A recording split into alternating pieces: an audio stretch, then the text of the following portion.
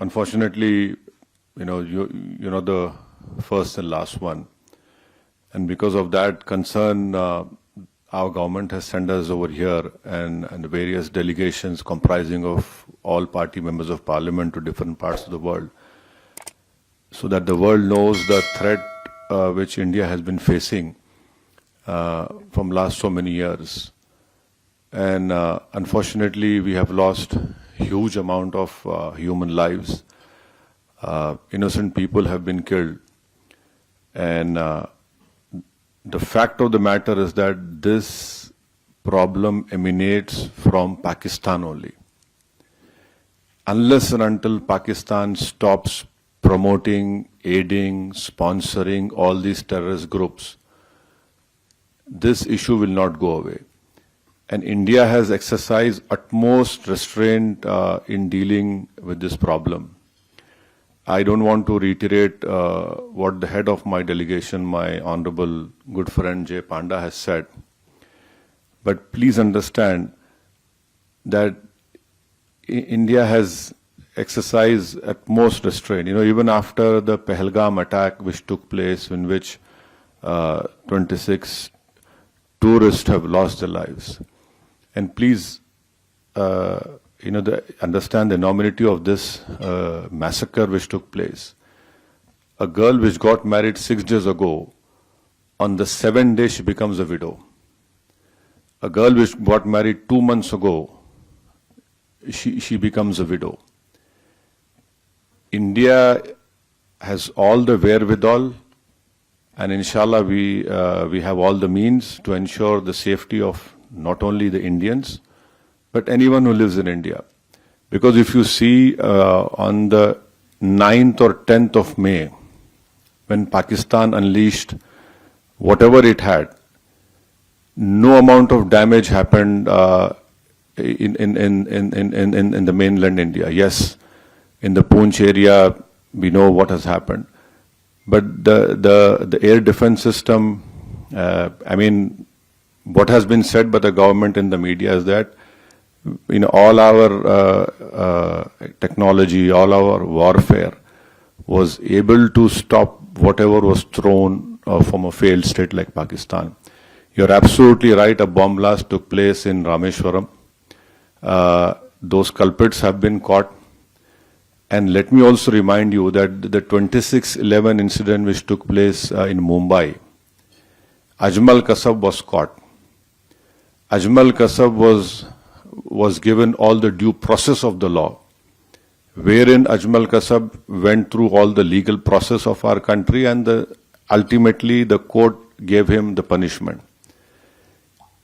Even after that, the Indian investigators gave all the evidences which was required to the Pakistani government. They had given proofs, audio recordings. And can you believe at that time when this 26/11 incident took place, the Pakistan foreign minister was in India. So this is a state which is not at all connected. It is not at all concerned about the safety and what the message that goes out. But unfortunately, because of Pakistan's intransigence, that trial didn't go further up. But when Bahrain was heading the FATF committee and Pakistan was put in the grey list, that trial proceeded. And after that, Pakistan came out of grey list, and unfortunately those people were convicted only in money laundering, not in terrorist charges. And there was a UN designated terrorist called Zakiur Rahman Lakhvi.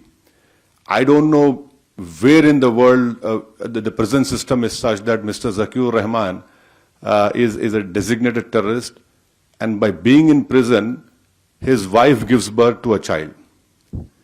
Now this is what Pakistan's legal system or the support of the state is concerned. So I can only assure you, with all the responsibility, that our government has taken all the steps to protect the life and limb of every Indian, and this government has made very clear. next time you take up this misadventure, it will be beyond what they are expecting. See, we don't want to reply in that way, but there is a limit to the patience of the Indians. You cannot go on and come into India and kill people. You cannot place bombs. The first terrorist suicide bomb took place in front of Jammu Kashmir Assembly.